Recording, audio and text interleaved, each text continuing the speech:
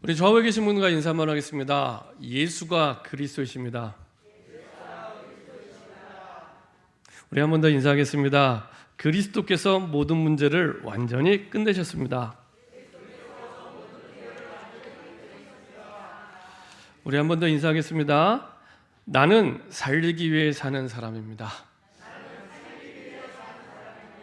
네, 문제 해결을 위해 사는 사람이 아니고 살리기 위해 사는 사람입니다. 하나님이 우리에게 그 부르심은 살리기 위해 사는 사람입니다. 여러 가지 이제 삶을 살아가다 보면은 이제 많은 어려운 문제를 만나게 됩니다. 그 가운데 가장 어려운 부분 중에 하나는 내 뜻대로 되지 않을 때입니다. 내 뜻대로 되지 않을 때. 내가 원하는 부분이 있는데 내 뜻대로 되지 않을 때. 그래서 뭔가 내가 원하는 대로, 내가 바라는 대로 되지 않고 어그러질 때, 그때 참 힘들 때가 많습니다. 그러다 보니까 구원받은 자에게 실패는 없는데 실패한 것처럼 자꾸 사단에게 속게 됩니다. 구원받은 자에게 실패란 단어는 영원히 사라졌습니다. 실패는 없습니다. 실수는 있습니다. 그렇죠? 근데 그 실수까지도 하나님은 합력하여 하나님의 뜻에 따라 선을 이루십니다.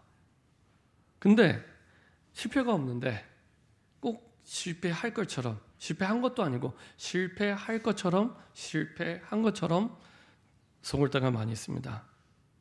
그리고 또 하나님께 그런 질문합니다. 복음 받았는데 왜 이렇게 어렵습니까? 복음 받았는데 왜 나는 안 됩니까?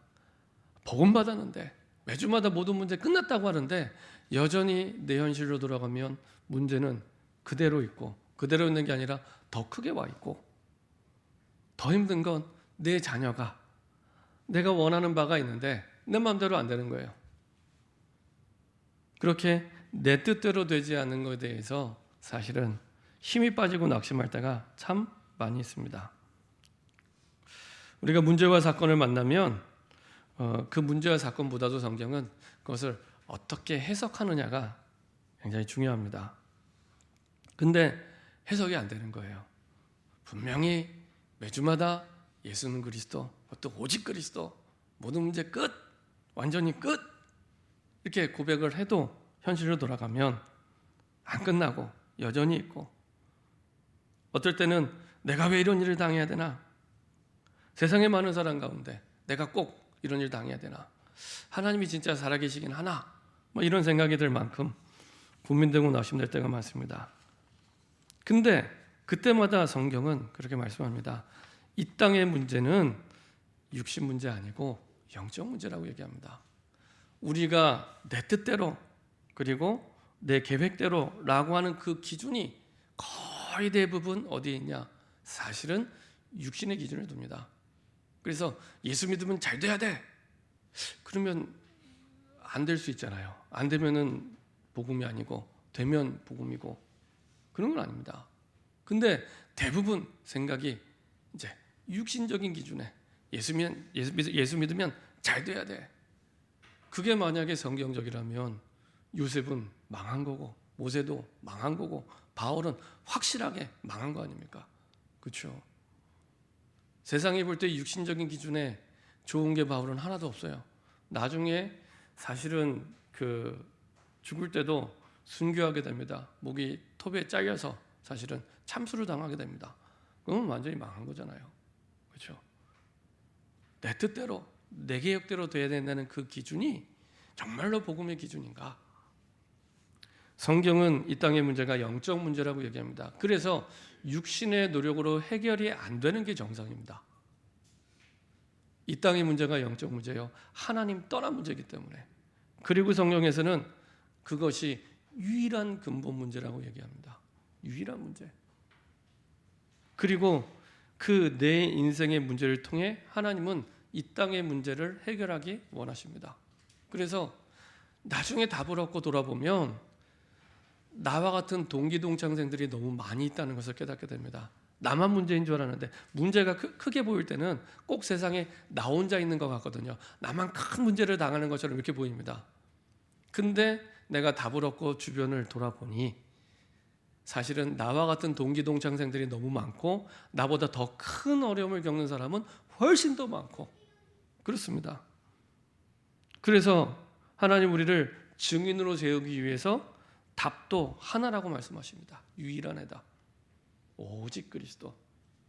한 번만 그리스도가 아니라 오직 그리스도. 구약에서도 오직 그리스도. 신약에서도 오직 그리스도. 이 땅의 해답은 문제를 푸는 답이 오직 그리스도라고 성경은 끊임없이 계속 반복하고 있습니다. 그렇죠? 이 유일한 해답입니다. 그래야지 우리가 사람을 만났을 때 다른 길 없어. 이 길만이 살 길이야 라고 오직 그리스도를 증거할 수 있습니다. 그래서 하나님은 우리에게 여러 가지 많은 상황을 통해서 문제를 통해서 갈등을 통해서 복음이 복음되도록 내가 복음을 지식적으로 관념적으로 아는 걸 넘어서 복음이 체험되기를 원하십니다. 복음을 지식으로 알고 있는 말쟁이가 아니라 복음이 내 것으로 체험되는 증인되기를 원하십니다. 이게 응답 중에 응답입니다. 이게 응답의 기준입니다. 그래야 문제를 만나도 흔들리지 않습니다. 문제가 기준이 돼서 복음을 붙잡으면 문제 있고 없고에 따라서 늘 흔들립니다. 갈등이 해결되는 게 응답의 기준이 되면 늘 갈등이 있고 없고에 따라서 흔들립니다. 그걸 보고 소뚜껑 신앙이라고 얘기합니다. 금방 뜨거워졌다가 금방 차가워졌다가 뭐 이렇게 됩니다. 신앙이 롤러코스터를 타는 것처럼 올라갔다 내려갔다 올라갔다 내려갔다. 그 말은 우리의 기준이 늘 환경 따라 올라갔다 내려갔다. 그리스도가 계셨다 안 계셨다. 그리스도는 여전히 계시는데 계셨다 안 계셨다. 나타났다 사라졌다 막 이렇게 됩니다. 근데 그 근본 기준이 어딨냐? 나. 그 근본 기준은 나예요. 나. 눈에 보이는 건 여러 가지 문제지만 여전히 내 기준을 가지고 붙잡고 신앙생활을 하기 때문에 그렇습니다. 그래서 내 뜻대로 되지 않으면 힘든 거예요. 내 방법대로 안 되면 힘든 거예요. 하나님의 뜻이 아니고 하나님의 방법이 아니고 내 뜻대로. 그리스도가 그래서 복음의 유일한 기준입니다. 내 문제가 해결되는 것도 기준이 아니고 내 갈등이 해결되는 것도 기준이 아니고 그리스도가 유일한 복음의 기준이 되면 됩니다. 그러면 그 속에서 하나님이 정말로 원하시는 이 땅에 내가 꼭 살아야 될 이유를 하나님이 깨닫게 하십니다. 그리고 하나님의 뜻, 하나님의 계획 이렇게 말씀하시는데요. 하나님은 항상 하나님의 뜻을 두고 모든 걸 움직이시는 분이기 때문에 하나님께서는 그 모든 것들을 하나님의 계획 따라 인도하시기 때문에 하나님이 우리의 삶이 무너지고 넘어지는 것처럼 보이지만 그렇지 않습니다. 우리가 이제 그 전도 캠프를 통해서 요셉 얘기를 많이 들어왔는데요. 요셉의 인생을 잠깐 살펴보면 요셉의 그 인생의 컨셉을 보면은 사실은 팔려간 자입니다. 팔려간 자. 노예로 팔려갔다가 또 조금 인생이 풀려고 할 때 또 감옥에 끌려가고 팔려가고 늘 팔려가는 인생입니다. 뭐 자기 주도권을 가지고 할 수 있는 게 아무것도 없어요. 주도권을 가지고 할 수 있는 게 아무것도 없습니다. 근데 또 다른 이제 요셉의 컨셉이 뭐냐? 형통한 자입니다. 늘 팔려가는데 이상하게 계속 형통이 돼요. 이 형통이라는 단어 영어 단어는 프라스퍼라는 단어를 씁니다. 프라스퍼. 번영하다, 번창하다 이런 의미인데 그런 의미 속에는 앞길이 열리다 이런 의미도 있습니다. 번영하다, 번창하다, 앞길이 열리다. 이상하게 늘 팔려가고 끌려가는데 번영해요. 번창해요. 그리고 앞길이 열려요. 다시 말하면 하나님께서 완벽하게 준비해 놓고 그 모든 것들을 인도하고 계십니다. 늘 눈에 보이는 건 육신적인 건 팔려가는 거예요. 계속 억울하게 팔려가고 억울하게 끌려가고 당하고 근데 길이 계속 열려요. 그렇죠? 하나님께서는 이렇게 모든 걸 통해서 하나님의 계획을 이루고 합니다. 우리는 예수 믿고 잘 되는 게 기준인데 성경은 그렇게 말씀하지 않습니다. 우리 성경 한번 찾아보겠습니다. 이사야 45장입니다. 이사야 45장 7절, 9절, 10절 한번 보도록 하겠습니다. 이사야 45장 7절, 9절, 10절입니다.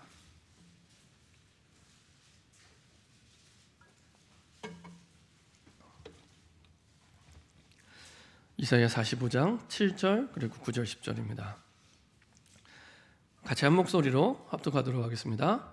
나는 빛도 짓고 어둠도 창조하며 나는 평안도 짓고 환난도 창조하나니 나는 여호와라 이 모든 일들을 행하는 자니라 하였노라. 9절입니다.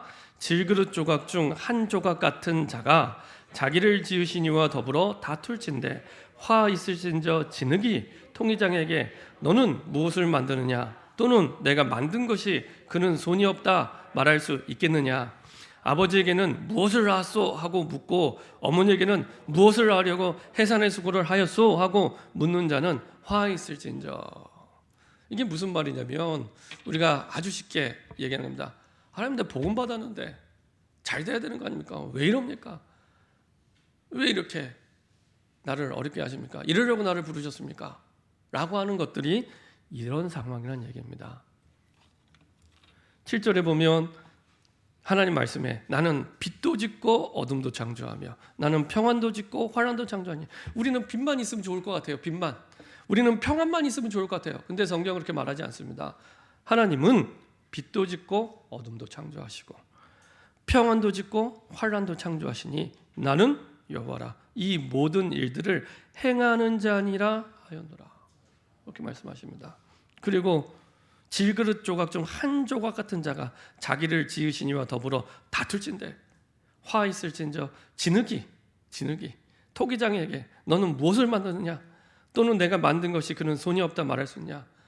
왜 이렇게 나를 이렇게 모자라게 만들었어? 왜 이래? 라고 토기장이한테 말할 수 있냐. 아버지에게 나 왜 이렇게 낳았어? 이러려고 나 낳았어? 차라리 낳지를 말지. 이렇게 말할 수 있느냐는 겁니다. 어머니에게는 무엇을 하려고 해산의 수고를 하였어? 이 얘기 들으면 진짜 우리 어머니도 열받죠. 저는 제 아내가 출산할 때 제 평생에 제일 힘든 아내의 모습을 그때 봤습니다. 진짜 참 이게 진짜 힘들어 보이더라고요. 근데 그렇게 자식을 낳았는데 이렇게 하려고 나를 해산해서 하고 나왔어. 그러면요 진짜 내 자식이지만 내 자녀지만 진짜 참 정말 이거는 갑자기 이제 옛날 생각나죠. 불신자 상태로 돌아가서 정말 이제 어려워지죠 상태가. 그렇죠? 근데 우리가 하나님 앞에 그렇게 질문한다는 겁니다. 하나님 이러려고 나에게 복음을 알게 하셨습니까? 이게 지금 예수 믿는 겁니까? 아니 불신자들도 나보다 얼마나 잘 사는데 이게 내 복음 가졌다 이게 뭡니까? 이렇게 얘기하는 겁니다. 그렇죠?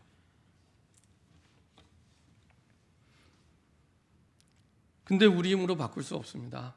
근데 그게 정상입니다. 그래서 하나님이 우리 보고 네 스스로 고쳐봐. 네 스스로 네 문제 해결해봐. 이렇게 말씀만 하시고요. 직접 이 땅에 오셔서 길을 열어주셨죠. 그래서 예수님이 이 땅에 그리스도로 오셔서 사실은 모든 문제를 처음부터 완전히 끝내고 시작하신 겁니다. 그래서 그 언약이 회복될 때 참된 변화가 시작이 됩니다. 우린 자녀들한테 그렇게 얘기하잖아요. 공부를 잘못하면 야 공부 열심히 해봐. 똑바로 해봐. 이렇게 얘기하잖아요. 똑바로 살아봐. 근데 살 수 있는 힘도 없는데 뭐가 가냐면은 다리가 부러진 축구 선수한테 왜 볼 똑바로 못 차? 똑바로 좀 잡아. 너 축구 선수 아니야? 너 하나님 자녀 아니야? 하나님 자녀가 그러면 돼? 라고 얘기하는 것과 똑같습니다. 스스로 못 고치는 게 정상입니다. 그래서 하나님 우리에게 말씀을 주시고 아까 우리 성가대가 부른 것처럼 또 은혜 주시려고 하나님이 기회를 주신 거죠. 그래서 언약을 회복하는 것이 가장 중요한 시작입니다. 언약이 회복될 때 모든 게 회복됩니다.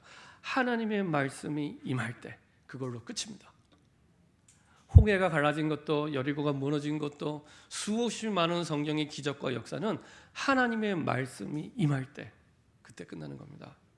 실제 홍해가 갈라지고 여리고가 무너진 것은 전쟁에 나서 전쟁 끝나고 나서 전리품을 가져가는 것처럼 따라오는 응답입니다. 그게 기준도 아니고 그게 응답도 아닙니다. 그 응답이 올 수밖에 없는 언약이 회복될 때,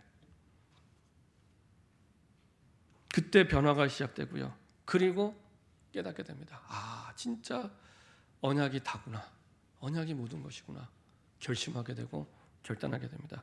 그게 우리가 지난주에 봤던 그 느헤미야를 통해 보았던 이스라엘 백성들의 결단이었고 결심이었습니다.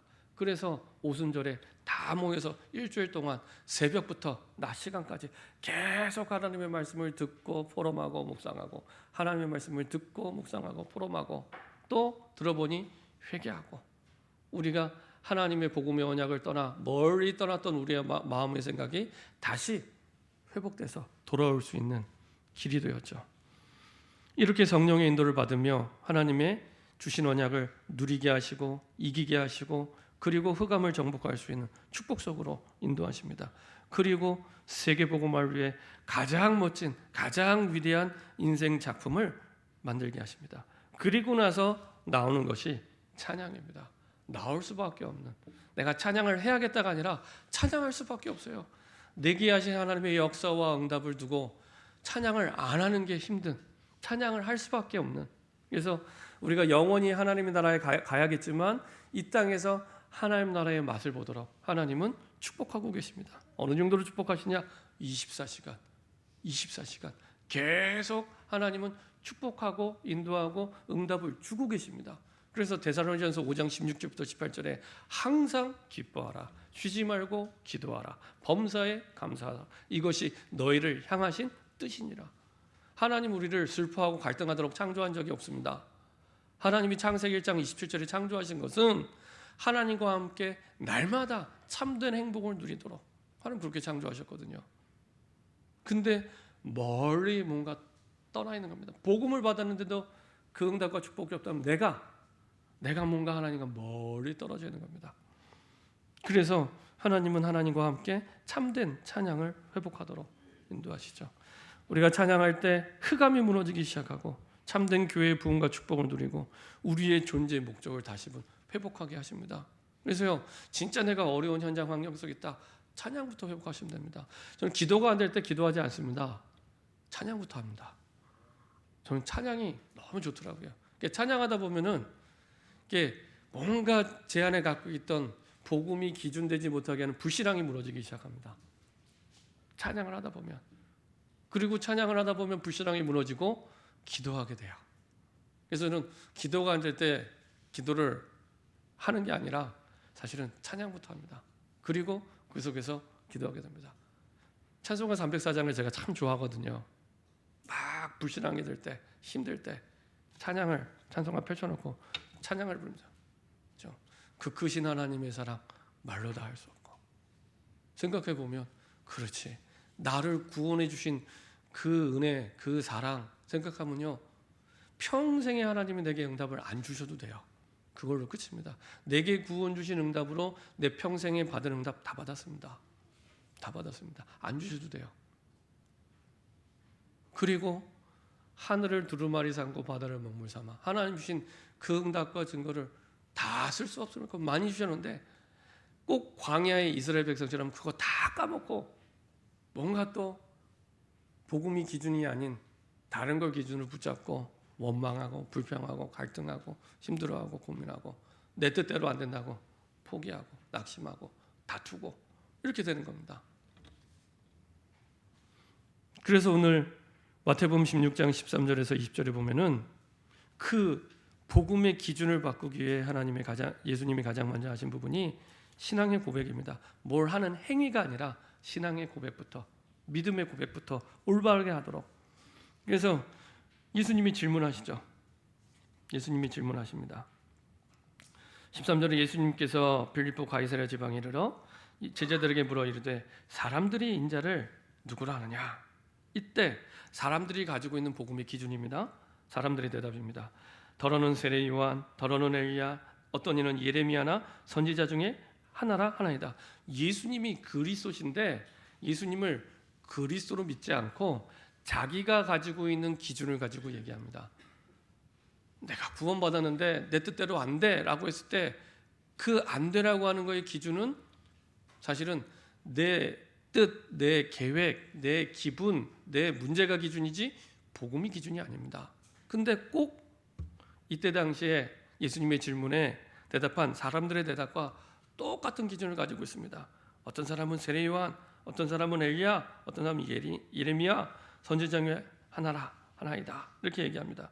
그리고 다시 한번 재차 이제는 제자들에게 질문합니다. 그러면 너희는 나를 누구로 아느냐? 이때요 베드로가 너무 정확하게 위대한 믿음의 고백을 합니다. 주는 그리스도시요 살아계신 하나님의 아들이시다. 아주 정확하게 예수님이 깜짝 놀랄 만큼 가장 성경적으로 신학적으로 가장 위대한 고백을 하게 됩니다. 주는 그리스도시요. 정확히 맞죠. 주는 그리스도시요 살아계신 하나님의 아들이시다. 정확하게 그리스도를 고백합니다. 이때 예수님이 축복하십니다. 그리스도 예수님이 축복하시는데 세 가지를 축복하시죠. 17절에 바요는 시므나 내가 복이 있더라. 이를 내게 알기는 혈육이 아니요 하늘에 계신 내 아버지니라. 또 내가 이르노니 너는 베드로라. 내가 이 반석 위에 내 교회를 세우니. 반석의 축복을 주십니다. 그 예수를 그리스도라고 하는 그 믿음의 고백이 반석이거든요. 그게 기준이 될 때 흔들리지 않은 반석 같은 믿음의 축복 속으로 들어가게 됩니다. 그 그리스도 고백 속에 처음으로 교회를 말씀하십니다. 교회가 얼마나 중요하냐? 하나님의 유일한 소원은 세계복음화인데 세계복음화를 두고 영원히 주님 재림하시는 것까지 없어지지 않는 시스템이 있습니다. 그게 교회입니다. 그 교회를 이때 처음으로 말씀하십니다. 우리의 가정 가문이 어떤 축복을 받으면 성경적으로 가장 큰 축복을 받습니까? 교회 축복 받으시면 됩니다. 우리의 집이 하나님, 우리의 지역을 살리는 교회가 되게 하여 주옵소서. 최고의 축복입니다. 최고의 축복. 주님이 재림하시는 그날까지 영원히 응답받는 최고의 축복입니다. 그 교회의 축복 말씀하십니다. 그래서 반석 같은 이 신앙 고백 속에 흔들릴 수 없는 반석 같은 축복을 교회의 축복을 허락해 주시고요. 그리고 말씀하십니다. 음부의 권세가 이기지 못하리라. 이렇게 말씀하십니다. 음부의 권세가 이기지 못하리라. 고린도전서 3장 16절에 보면은 이렇게 말씀하십니다. 너희가 하나님의 성전인 것과 하나님의 성령이 너희 안에 계신 것을 알지 못하느냐. 이렇게 말씀하십니다. 왕이 있는 곳이 왕궁인 것처럼 하나님 계신 곳이 성전입니다. 나를 성전 삼아 주셨거든요. 그래서 내가 흔들릴 수 없는 반석 같은 축복이 있고 그래서 단 한순간도 흑암이 이길 수 없는 축복 속에 이미 와 있습니다. 어둠이 빛을 이길 수 없습니다. 혹시 어둠이 빛을 덮은 거 본 적 있습니까? 잘 한번 생각해 보세요. 어둠이 빛을 이렇게 덮은 적 있습니다. 있다고 대답하시면은 혹시 병원에 가실 수도 있습니다. 단 한 번도 자연현상 가운데 어둠이 빛을 덮은 적이 없습니다. 빛이 비춰지면 어둠은 소리 소문 없이 사라지게 되어 있습니다. 그 빛 되신 그리스도가 내 안에 나와 함께 영원히 그렇죠. 이길 수가 없습니다. 그 흑암 권세가 꺾일 수밖에 없는 그 축복이 하나님 그리스도를 고백한 그 현장 속에 그 영혼 속에 있고요. 그리고 천국 열쇠를 약속해 주십니다. 내가 땅에서 무엇이든지 매면 하늘에서도 맬 것이요 내가 땅에서도 무엇이든지 풀면 하늘에 풀리리라. 그 교회에 치리권을 주시고 특별히 땅에서 매면 하늘에 매고 우리 상식 같으면 하나님이 응답을 주시는 거니까 하늘에서 매면 땅에서 매고 하늘에서 풀리면 땅에서 풀리고 이게 우리 상식인데 성경은 반대로 얘기합니다. 내가 땅에서 매면 하늘에서도 매이고 내가 땅에서 풀면 하늘에 풀리리라. 어마어마한 천국 열쇠를 네가 어느 현장에 있든지 반석 같은 교회의 축복이 너와 함께하기 때문에 어떤 지옥 같은 현장에 있다 할지라도 하나님의 나라가 임하는 천국 열쇠를 우리에게 주신 겁니다. 그래서요 어느 현장에 있든지 누구를 만나든지 절대로 사람 원망할 이유가 없습니다. 하나님의 나라가 임하는 열쇠가 나한테 있는데 왜 다른 사람 원망합니까? 나한테 주어졌는데요. 그죠? 나한테 천국 열쇠가 있습니다. 특히 불신자는 아예 모르잖아요. 이 축복이 없잖아요. 나한테 있습니다. 이 축복을 그리스도를 고백하는 그 하나님의 자녀에게 약속해 주시고 주셨습니다. 그럼에도 불구하고 베드로가 도망갔어요. 이런 엄청난 응답과 축복을 하나님이 말씀해 주셨는데도 도망갔습니다. 근데 참 재밌는 건 20절에 예수님이 이렇게 엄청난 내용이면 우리 상식에는 나가서 당장에 복음 전하고 당장에 그리스도 얘기해야 되는데 그렇게 말씀 안 하시고요. 20절에 제자들에게 경고하사, 경고까지 하셨습니다. 자기가 그리스도인 것을 아무에게도 이르지 말라 하시니라. 이게 지금 뭔가 앞뒤가 안 맞잖아요. 이런 어마어마한 축복과 응답이 있으면 당장 가서 그리스도 고백해서 이 축복이 임하도록 도와줘야 되는데 반대로 얘기해서요. 이제 17장에 가면은 이제 그 답이 잘 나와 있습니다. 17장에 가면은 또 베드로가 아까 고백과 다르게 이렇게 좀 헛소리를 합니다. 주는 그리스도시요 살아계신 하나님의 아들이라 고백해 놓고 17장에 가서는 또 내가 초막셋을 짓고 모세와 엘리야와 예수를 위해 또 이렇게 얘기를 합니다. 그러니까 아직 말은 했는데 말은 하나님의 은혜로 하나님의 고백은 했는데 진짜 이게 내게 아닙니다. 그래서 하나님의 시간표를 두고 기다리도록. 어떤 시간표입니까? 정말 사도행전 1장 1절부터 8절에 갈보리산, 감람산, 마가다락방의 시간표가 되도록 기다리게 하나님이 하시죠. 그래서 결국에는 도망가게 됩니다. 말은 그리스도라고 얘기했지만 꼭 우리처럼 하나님 내가 예수 믿는데 왜 이럽니까? 하는 것처럼 사실은 아직까지 베드로도 말은 했지만 복음이 복음되지 않은, 복음이 기준되지 않은 다른 것을 기준으로 붙잡고 있는, 아직도 엘리야를, 아직도 모세를 기준으로 붙잡고 있는 이런 상황이었습니다. 그래서 도망을 가게 되죠. 이게 도망간 게요, 이게 참 안타까운 것은 예수님의 부활을 못 본 게 아닙니다. 보고 도망간 겁니다. 대단하죠. 예수님의 부활을 봤는데도 도망간 겁니다. 근데 마음씨 넓으신 우리 예수님께서 초청도 안 하셨는데 끝까지 가셔서 다시 언약을 주십니다. 그렇죠? 네가 나를 사랑하느냐 3번 물어보시고 그리고 또 가십니다. 오라고 안 하셨는데 왜냐? 하나님의 언약만이 회복시킬 수 있기 때문에, 하나님의 언약이 걸려있기 때문에. 예수님이 베드로를 처음 부르실 때 이렇게 말씀하셨죠. 마태복음 4장 19절에 나를 따라오라. 내가 너희를 사람을 낚는 어부가 되게 하리라. 사람 낚는 어부가 되게 하는데 베드로의 노력은 1도 들어가지 않습니다. 하나님이 끝까지 사람 낚는 어부가 되게 하십니다. 그 언약 때문에 부르지도 않았는데 찾아가신 겁니다. 그 언약 때문에. 우리가요, 복음 안에 있고 내가 그 언약 안에 있다는 것이 얼마나 축복인지 모릅니다.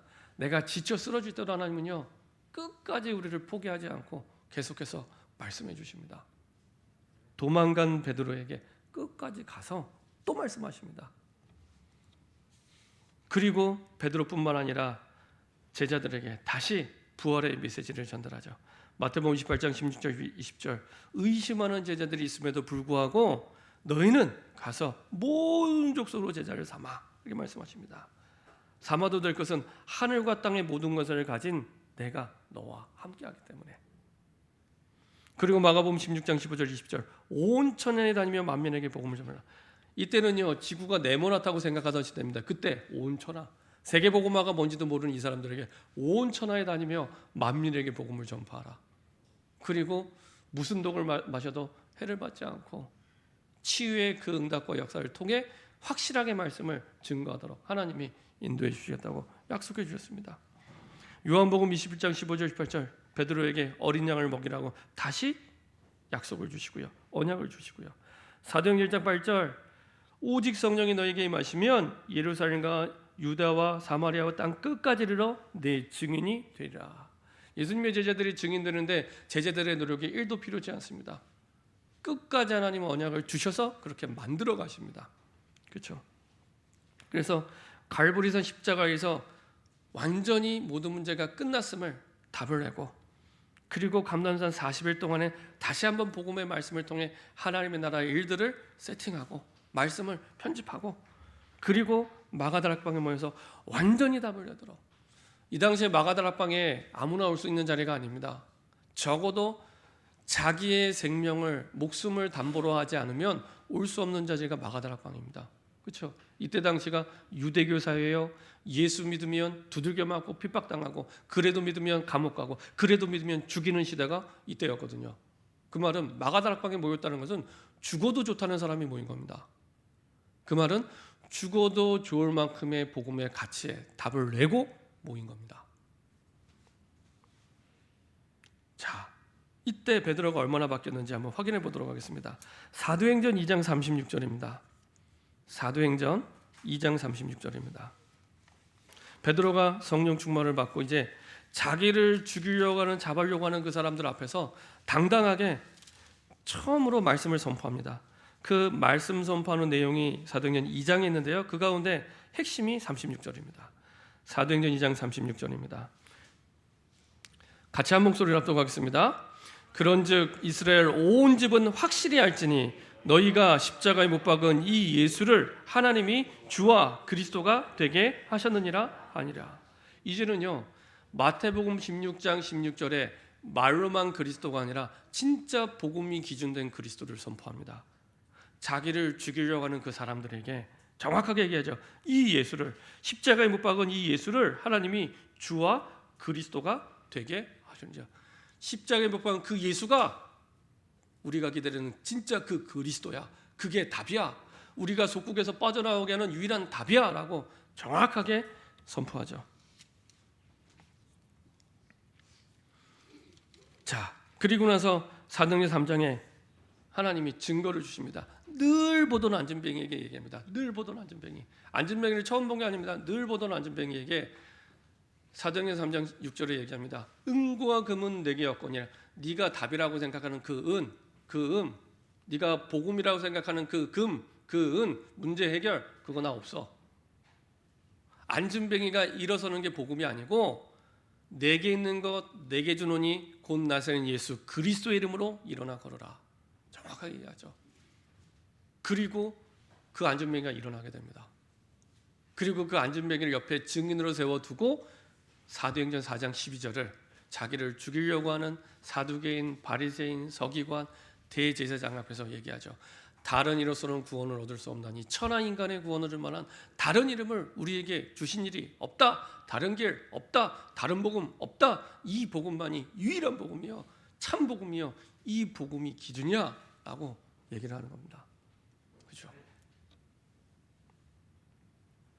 우리는 내 뜻, 내 생각 이게 기준이 돼서 복음을 내가 기준으로 붙잡았다고 하지만 내 기준, 내 문제를 가지고 복음을 붙잡다 보니 말은 복음이지만 내 마음대로, 내 뜻대로, 내가 원하는 대로 이렇게 살아가게 됩니다. 그래서 안 되면 내가 힘든 거예요. 그리스도가 힘든 게 아니라. 안 되면 내가 고민되고, 안 되면 내가 갈등되고, 이유, 기준이 내가 되기 때문에. 자, 결론입니다. 본캠프가 진행되고 있는데요, 다시 한번 우리에게 질문하시면 됩니다. 정말 나는 복음 믿는가? 신앙생활을 오래 해왔고 그리고 많은 훈련도 받았고 그랬는데 정말 나는 복음 믿는가? 성경은 끊임없이 복음을 말씀하고 복음을 증거하고 있는데 그럼 내 복음의 기준은 뭔가? 질문해 보시면 됩니다. 성경은 얘기합니다. 로마서 1장 1절부터 4절 하나님의 복음에 대해서 얘기를 하고요, 그 복음이 그리스도다 이렇게 얘기합니다. 우리 한번 확인해 보도록 하겠습니다. 로마서 1장입니다.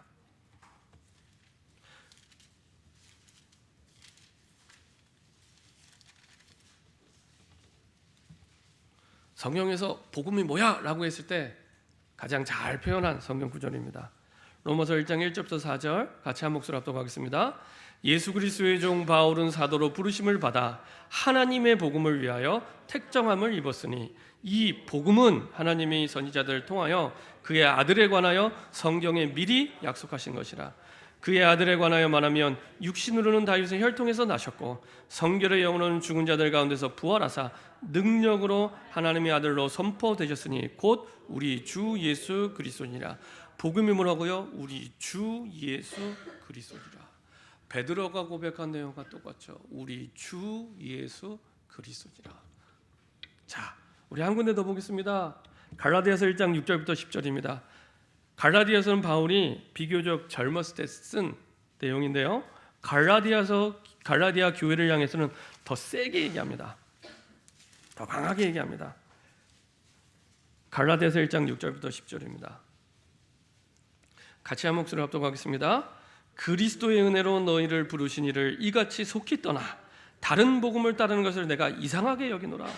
다른 복음은 없나니 다만 어떤 사람들이 너희를 교란하여 그리스도의 복음을 변하게 하려 함이라. 그러나 우리나 혹은 하늘로부터 온 천사라도 우리가 너에게 전한 복음 외에 다른 복음을 전해주면 저주를 받을지어다.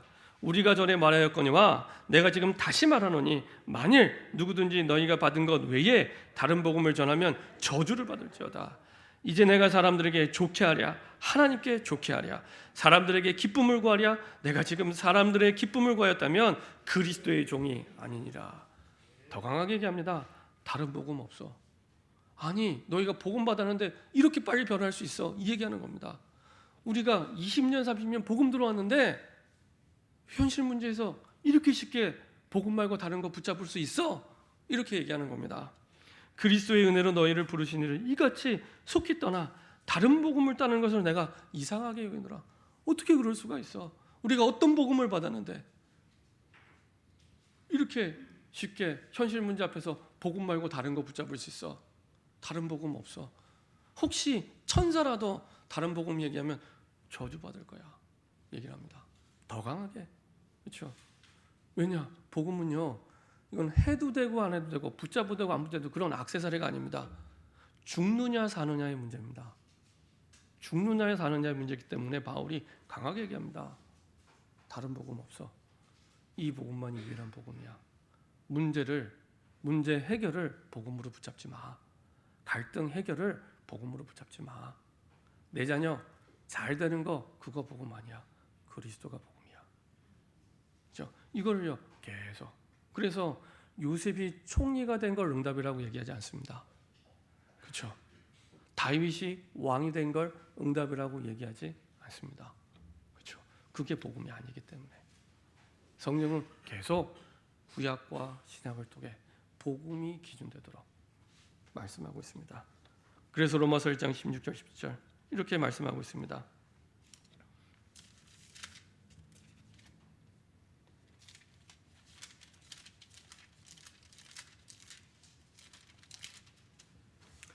내가 복음을 부끄러워하지 아니하노니 이 복음은 모든 믿는 자에게 구원을 주시는 하나님의 능력이 됨이라. 먼저는 유대인에게요 그리고 헬라인에게로다. 복음에는 하나님의 의가 나타나서 믿음으로 믿음에 이르게 하나니 기록된 바 오직 의인은 믿음으로 말미암아 살리라 함과 같으니라. 내가 복음을 부끄러워하지 않으니, 바울도 복음을 부끄러워한 적이 있던 것 같습니다. 내가 복음을 부끄러워하지 아니하노니 이 복음은 모든 믿는 자에게 구원을 주시는 하나님의 능력. 그 복음 안에 모든 문제를 끝내는 능력이 다 담겨 있습니다. 그리고 복음에는 하나님의 의, 하나님의 본질이 나타나서 복음을 통해 하나님이 누구신지를 잘 알고 믿게 돼서 그 복음을 통해 깨달은 하나님을 믿는 믿음으로 믿음에 이르게 하나니. 그렇죠? 오직 의인은 하나님의 본질을 아는, 진짜 하나님이 옳게 여기는 복음을 믿는 사람은 그 믿음으로 사는 거라 말씀하십니다. 여러분들 이렇게 복음으로 믿는, 복음을 우리 복음의 기준으로 붙잡은 저와 여러분들에게 소원합니다. 그때 하나님 우리에게 처음부터 복음 주실 때부터 그리고 영세전부터 만세전부터 원하셨던 대로 살기 위해 사는 사람으로 응답받을 줄 믿습니다. 이렇게 응답받는 저와 여러분들에게 소원합니다. 기도하겠습니다. 하나님 감사드립니다. 전 세계 셀 수 없이 많은 77억이 넘는 사람들이 살고 있는데, 그런데 우리를 구별하고 또 구별해서 이 생명의 복음을 깨닫게 하시고 붙잡게 하심을 감사드립니다. 이 복음이 우리 삶의 유일한 기준이 되어서, 유일한 답이 되어서 이 복음을 통해 많은 사람을 살리는 복음의 사람, 복음의 증인 되게 하여 주옵소서. 감사드리며 예수 그리스도의 이름으로 기도합니다. 아멘.